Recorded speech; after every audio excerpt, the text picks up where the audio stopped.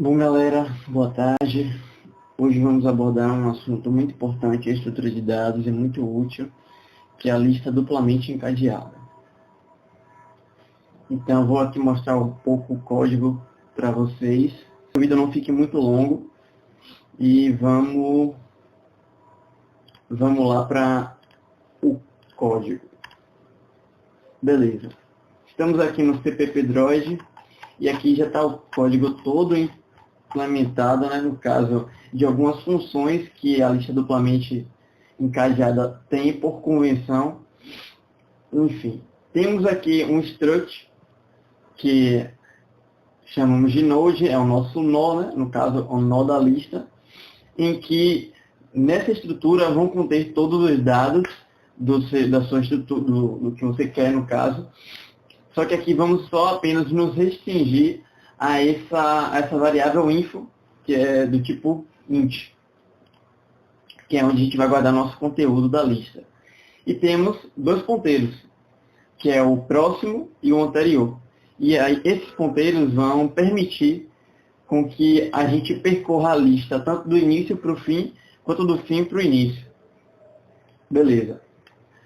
Temos algumas funções que inicia a lista, libera o nó, no caso de remover, né, de deletar, você tem que liberar o espaço de memória. Você insere depois, deleta, tamanho, imprime e busca. Enfim, vamos lá. A primeira função que nós temos aqui é a função que inicia a lista, né?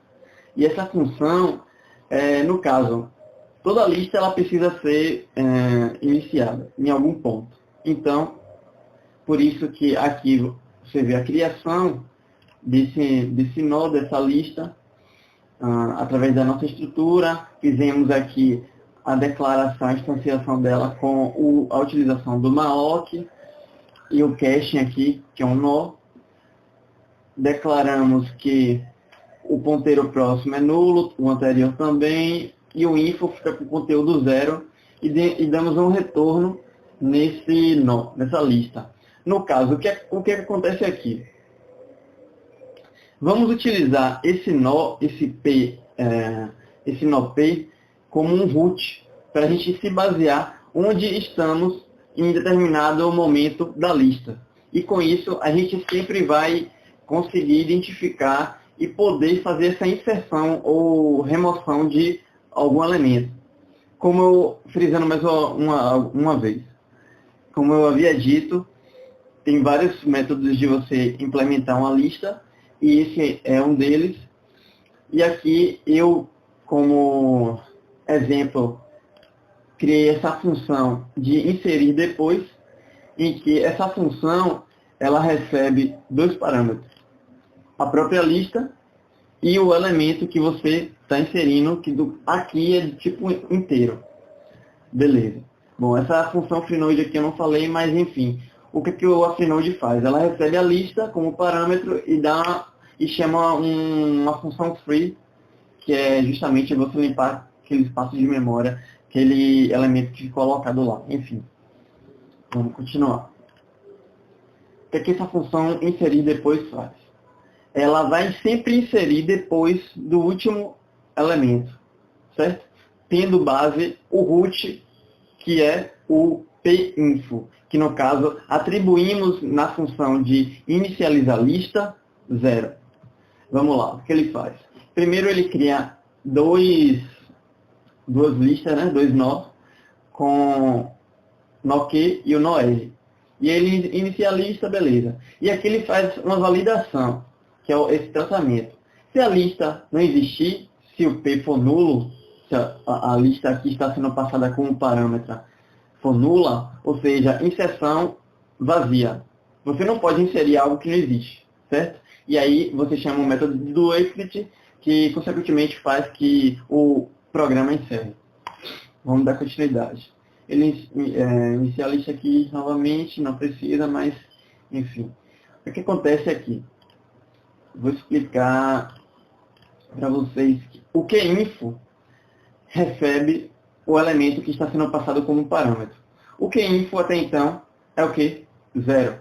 Porque você iniciou a lista aqui e você passou o retorno dessa função inicialista para esse nó. Ou seja, então necessariamente esse QInfo é zero, que no caso seria o root desse nó. E aí você tem o outro nó recebendo o P próximo, que é o próximo elemento, aquela próxima estrutura daquela lista que você está passando como parâmetro. Então, para ficar um pouco mais legível para vocês, eu coloquei aqui no Node e vamos entender isso aqui. O que acontece? Vamos assumir aqui dois valores, para o P próximo e o P anterior, certo? Ou seja, o próximo elemento da lista e o elemento anterior da lista. Vamos falar aqui de elementos porque eu não quero englobar a estrutura toda. Mas tenha em mente que, e como é uma lista encadeada, você sempre vai estar chamando uma próxima estrutura ou uma estrutura anterior. No caso aqui, estamos definindo que o P próximo info é 3 e o P anterior info é 2. O que acontece? Quando ele faz esse QInfo e digamos que o elemento que o cara quer inserir é 5. Então, ele recebe esse cara aqui, que é o 5. O que acontece? O R, que é o nó que a gente criou, recebe o P próximo. O P próximo, no caso aqui, seria a próxima estrutura, certo? Seria a próxima estrutura. Nisso, na linha de baixo, o Q próximo já recebe o R. Quem seria o R? O R é o P próximo, nessa linha de cima aqui, que seria a próxima estrutura da nossa lista que foi passada como parâmetro. E a gente sabe que o info do P próximo é quem? É 3. Ou seja, o Q próximo agora passa a ser o P próximo, que foi a próxima estrutura que foi passada como parâmetro. Beleza. E o Q anterior, que é o ponteiro anterior, está sendo igual à nossa lista toda, que foi passada como parâmetro. Ou seja, ele pega o P anterior e o P próximo. Só que o nosso P anterior, a gente sabe que o info dele é 2. Então, sempre que a gente chamar o Q anterior, a próxima estrutura, ela vai identificar que o conteúdo dela, a informação que tem dentro dela é 2. E assim sucessivamente. Por final, ele chama que o P próximo não é mais o P próximo que era anteriormente na passada desse parâmetro. Ele sobrescreveu que agora essa variável, esse ponteiro, ele faz uma referência ao Q, ao nó Q. E esse nó Q é o nosso nó que a gente setou aqui e que no caso seria o info que foi setado como parâmetro a partir do valor que foi passado, no caso 5. E aí ao final ele retorna o P. Ou seja, resumindo, o que ele fez aqui? Ele simplesmente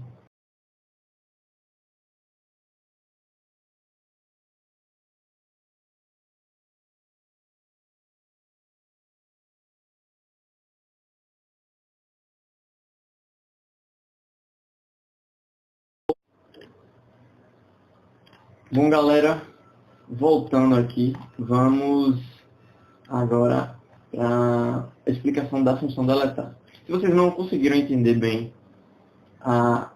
o funcionamento da função inserir depois, pausa o vídeo, volta e só avança quando entender completamente, certo? Vamos lá. O que essa função deletar faz? Bom, de antemão, esse é um método, de novo, é um método que eu estou utilizando para explicar a vocês como é o funcionamento para deletar um elemento da lista, mas vocês podem implementarem deletar antes, deletar depois, conforme siga essa lógica de você manipular esses ponteiros anterior e próximo. Enfim, vamos lá. O que essa função deletar faz? Ela sempre vai deletar o último elemento da lista, certo? Ou seja, qual é o último elemento da lista sempre? É o 0. Porque você está sempre tomando como base o root, que é o cara que seta na variável info, que está dentro da nossa estrutura da lista, quando você chama a função de inicialista, tá vendo? Você inicia sempre o conteúdo dela com 0. Então, se a gente passar a nossa própria lista como parâmetro, o 0 ele sempre vai ser deletado. Então, isso é sempre você que vai definir o que você quer deletar. Se vai estar numa posição anterior, aí você pode usar o ponteiro da lista referenciando a estrutura anterior ou o próximo. E aqui, o que acontece? Ele cria duas listas, né, 2 nó, Q e R, inicia ela e faz aquela mesma validação. Se a lista for nula, não existir, você não pode remover algo que não existe. E aí você sai do programa com o comando exit. Caso contrário, siga meu código e o que ele faz?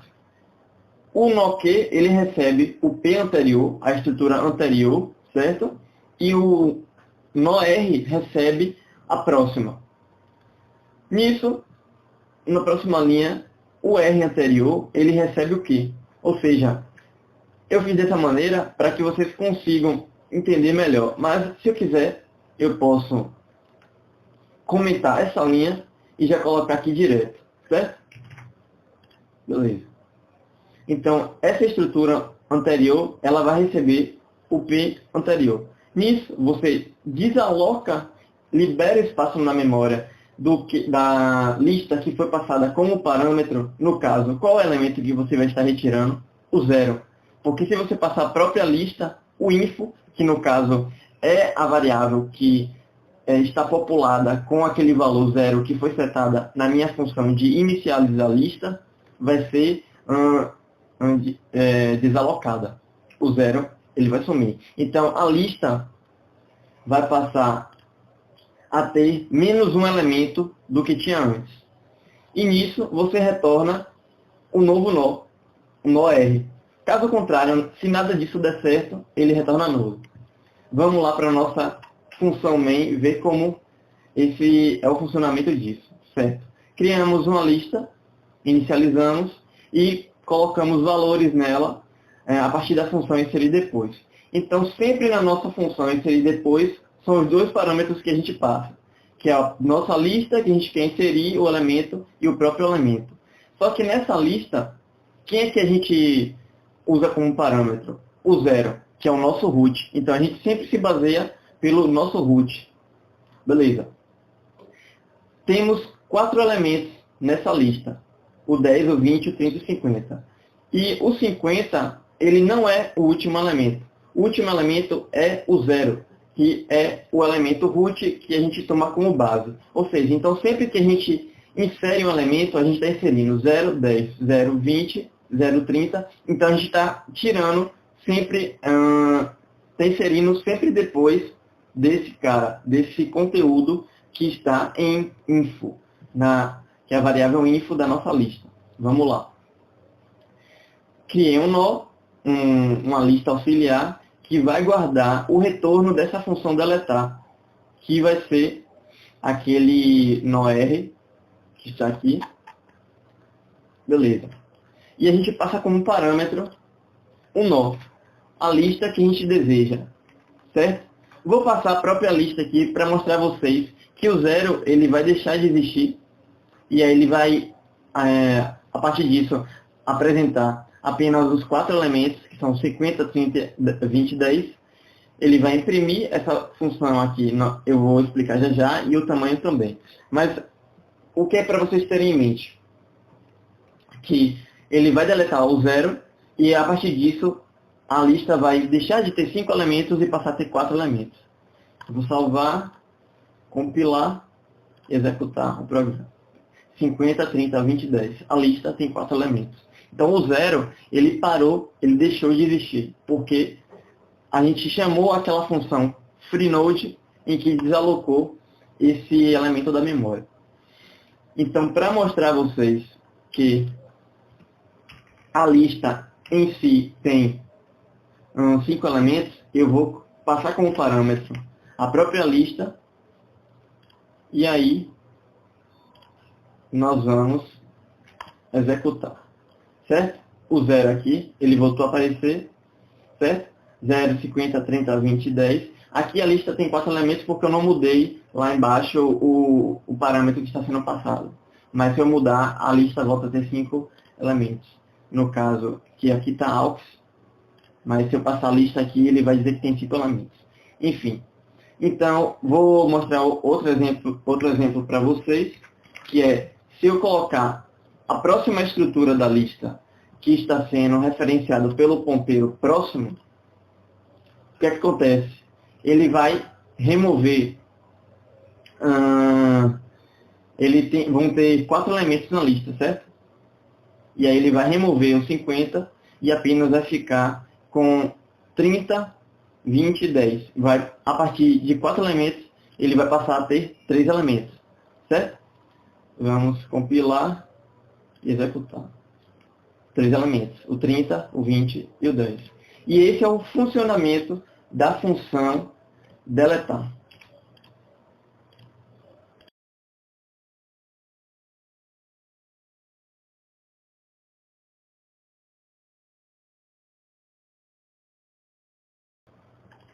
Agora vamos explicar um pouco o funcionamento dessa função tamanho. Essa função, ela basicamente o objetivo dela é você retornar qual o tamanho da sua lista, né? E aí nisso ela recebe 2 parâmetros, que é a própria lista e um inteiro, que é, eu coloquei count aqui, que é o cara que vai contar de fato qual o tamanho, quantos elementos tem nessa lista. E aí temos essa validação aqui. Se a lista.próximo, que no caso é a próxima estrutura, porque quando você passa a lista, o próximo cara foi diferente de nulo, conte mais um. E aí você vai ficar chamando essa mesma função em determinadas vezes até que o próximo seja nulo. Porque o objetivo é usar essa recursividade e você passando sempre a próxima estrutura da lista e esse cara que você contou mais um. E aí, a partir de um momento, a sua próxima estrutura vai ser nula, porque a sua próxima estrutura não vai existir. E quando acontecer isso, ela vai cair nesse else. A condição vai cair no else, e aí você vai contar mais uma e vai retornar o count. E aí você vai desempilhando toda essa recursividade que foi implementada nessa função. Quando ela vai retornar esse count, o count é uma variável do tipo inteiro, e no nosso main, você iguala ela a essa variável que foi criada aqui, count igual a 0, ela tem que ser iniciada, porque você não pode simplesmente criar a variável e passar ela como parâmetro sem nenhum valor. E o retorno dela vai cair nesse count aqui, que é uma variável local no main. Nisso, você só faz chamar a função, como a gente já tinha chamado anteriormente, e ela vai retornar a quantidade de elementos que tem na lista. Certo?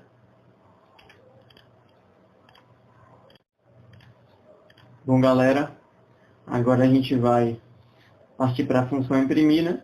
O que essa função faz?